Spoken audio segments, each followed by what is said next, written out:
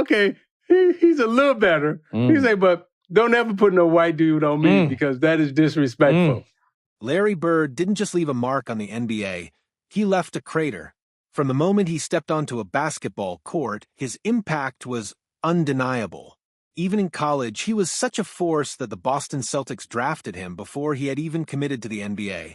When he finally arrived, he was an MVP-caliber superstar right out of the gate, instantly transforming the Celtics into a powerhouse and leading them on deep playoff runs year after year. Bird's career was defined by legendary battles against the greatest players of the 1980s, carving his name into the history books with each rivalry. But his influence didn't stop when he hung up his sneakers. He thrived as both a head coach and an executive, becoming the only person in NBA history to win MVP as a player, coach of the year, and executive of the year. His fingerprints are everywhere in the game's history. For over 3 decades, NBA legends have shared stories about Larry Bird, tales that sound almost mythical. With a nickname like Larry Legend, it's no surprise that his legacy feels larger than life. But don't just take my word for it. Let's hear what the greatest players of all time have to say, starting with none other than Michael Jordan. When discussing the greatest of all time, one name inevitably comes up first: Michael Jordan. For many fans, Jordan was their introduction to the NBA as he single-handedly revolutionized the league's popularity in the 1990s. But even the greatest have predecessors, and before Jordan could dominate, he had to battle through the legends who came before him. I was like, okay. Now, I don't know how America going to feel about that. They'll be all right. There's a reason Jordan ruled the 90s, but struggled to make deep playoff runs in the 80s. Larry Bird and the Boston Celtics stood in his way. Despite already being an elite talent, Jordan repeatedly ran into Bird's Celtics in the Eastern Conference, suffering back-to-back first playoff exits at their hands. Even Bird himself acknowledged Jordan's greatness early on, but at that stage, experience and a superior team kept him from breaking through. Jordan was known for rarely giving praise to his rivals, but when it came to Larry Bird, his admiration showed in different ways. Jordan's interactions with Larry Bird often carried a bittersweet tone: frustration from losing to him on the court, but deep respect for his greatness off the court. He was more cordial, even inviting Bird to rounds of golf. Perhaps one of the few places he could actually beat him.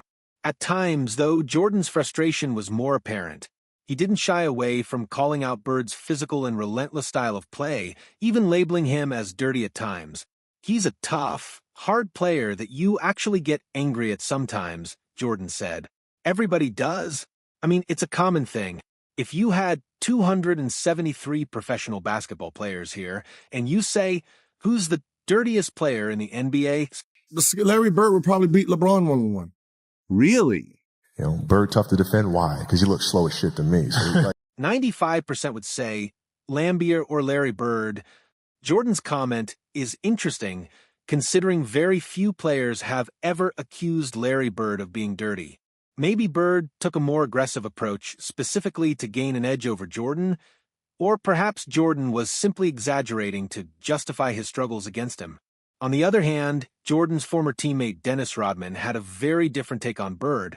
Rodman once claimed that Bird wouldn't succeed in today's NBA, even suggesting he'd be better suited for European basketball. The intent behind Rodman's statement remains unclear, leaving many to wonder exactly what he meant. "Okay, I'll put it this way. If Larry Bird played in this era, I think he'd be in Europe," Rodman said. His game was fit for Boston at that time in the 80s, but in today's world, hell no. Rodman may have held some lingering frustration toward Bird, as the two had their fair share of intense battles on the court. Often assigned to guard Bird, Rodman experienced firsthand how relentless Bird was, scoring with ease and backing it up with constant trash talk. During this era, Rodman's teammate Isaiah Thomas shared an interesting story about Bird's competitive mindset. According to Thomas, Bird once took offense when the Pistons assigned a white defender to guard him, as white players at the time were often unfairly stereotyped as less athletic. Bird made it clear that wouldn't be enough to slow him down, which ultimately led Detroit to put Rodman on him as a more physical defensive matchup. Thomas recalled, he said, "Hey man, you can't put no white dude on me. That is straight disrespect. The next year, we come back, and I said, I got somebody for your ass. Bird asked who you got. I said, Rodman. He said, okay, he's a little better, but don't ever put no white dude on me because that is disrespectful. Larry Bird was a relentless trash talker, but what made him unique was his ability to make it humorous. His confidence and wit often made even his opponents laugh, like the irony of him complaining about white defenders when he himself was white. Bird's race was also a notable part of his superstardom, largely because of his iconic rivalry with Magic Johnson. The NBA leaned into their contrasting backgrounds, using their differences to fuel one of the greatest rivalries in sports history. In many ways, it's impossible to talk about Bird without mentioning Magic. Despite their years of fierce competition, Magic Johnson has nothing but the highest praise for Bird today, looking back and appreciating that their rivalry pushed him to become a better player. From the very beginning, Magic always felt like he was chasing Bird's level, a challenge that defined both of their legendary careers. I'm glad that we came in together because I had somebody to measure myself to, Magic said. He's great. I can't let him get too far ahead of me. I've got to work hard because I want to stay in pace. The Rookie of the Year race between Larry Bird and Magic Johnson wasn't even close. Bird won in a landslide. Even decades later, Magic admits that loss still stings, but instead of dwelling on it, he used it as motivation to reach Bird's level of greatness. As for how Bird's game would translate to today's NBA, many believe his skills would still hold up well. In fact, Gilbert Arenas has even stated that he would pick Bird to beat LeBron James in a one-on-one matchup, a testament to Bird's legendary skill set. Larry Bird would probably beat LeBron James one-on-one, Arenas said, because in one-on-one, it takes away from everything LeBron has, his physical strength, his speed, and all that power he has. Well, in one-on-one, you're talking about one dribble.